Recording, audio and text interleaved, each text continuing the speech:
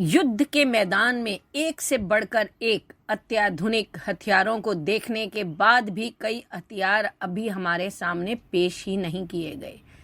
ऐसा कहा जाता है कि विश्व के 3 बड़े देश अमेरिका, रूस और चीन ने अपने बेड़े में कई ऐसे हथियार शामिल किए हैं जिनके बारे में दुनिया अनजान है।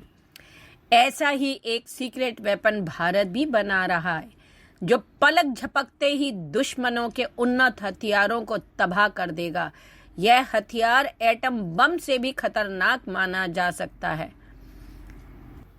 जी हाँ, भारत बना रहा है लेजर हथियार। इनसे छूट जाएंगे पाक और चीन के पसीने।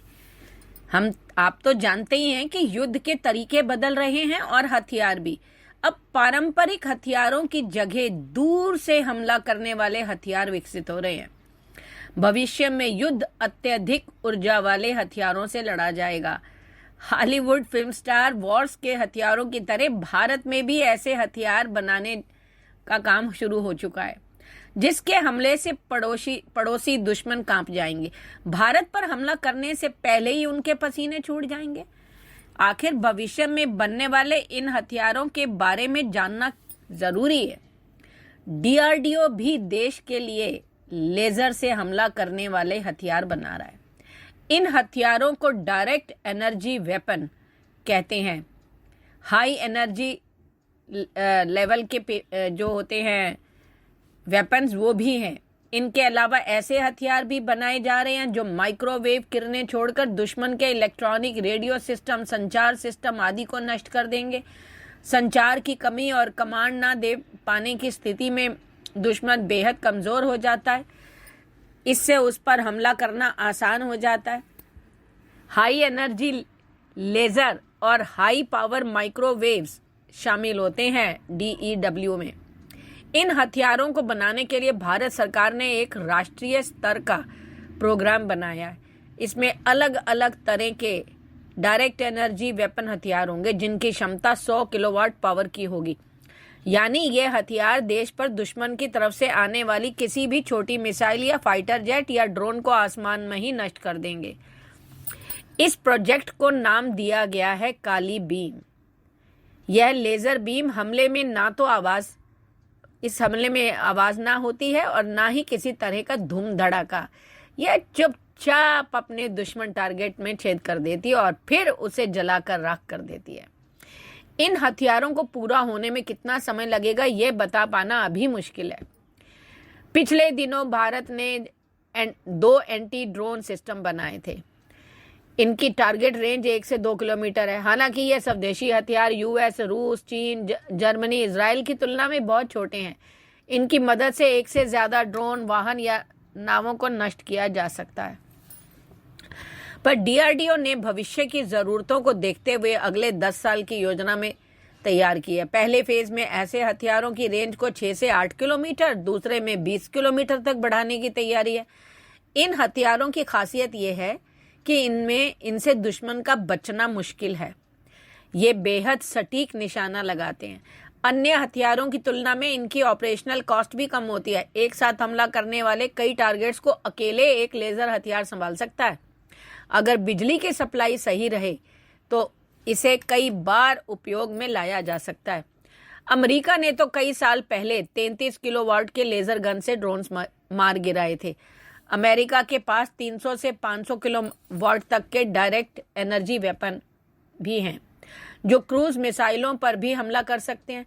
भारतीय सेनाओं के लिए पहले फेज में 20 high power electromagnetic weapon system की जरूरत होगी।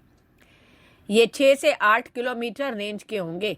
दूसरे फेज में 15 किलोमीटर रेंज वाली पावर इलेक्ट्रोमैग्नेटिक वेपन सिस्टम की जरूरत पड़ेगी।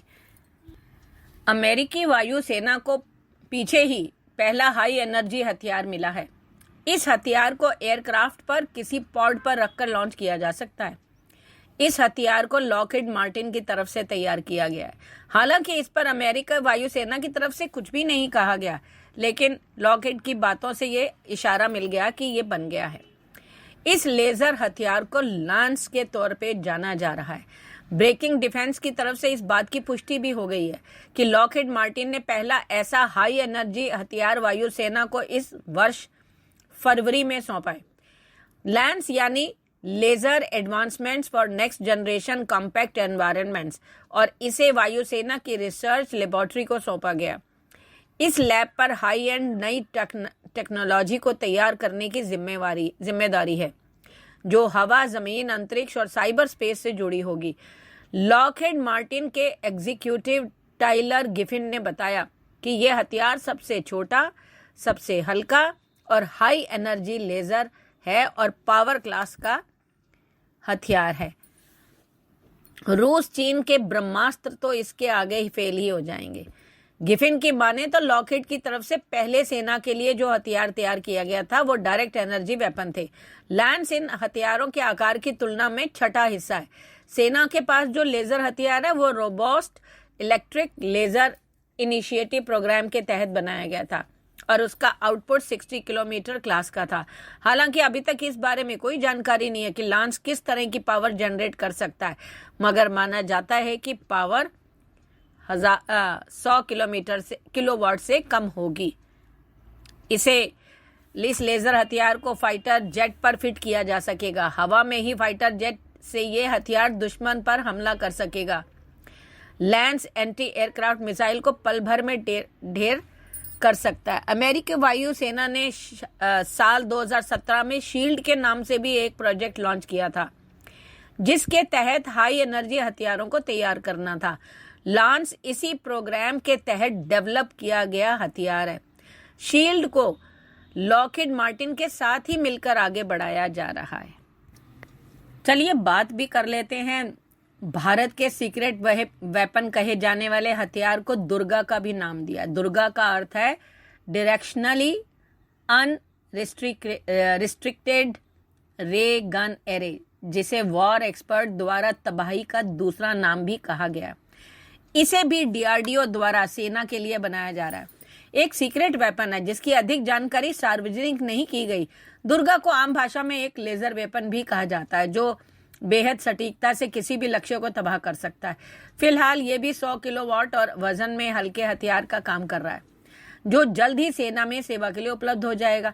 वहीं लेजर हथियार विकसित करने में अग्रणी प्रयोगशाला laser science and technology centre पहले भी एक 25 किलोवाट लेजर वेपन डेवलप कर चुकी है। इस टेस्ट वेपन की क्षमता 5 किलोमीटर थी।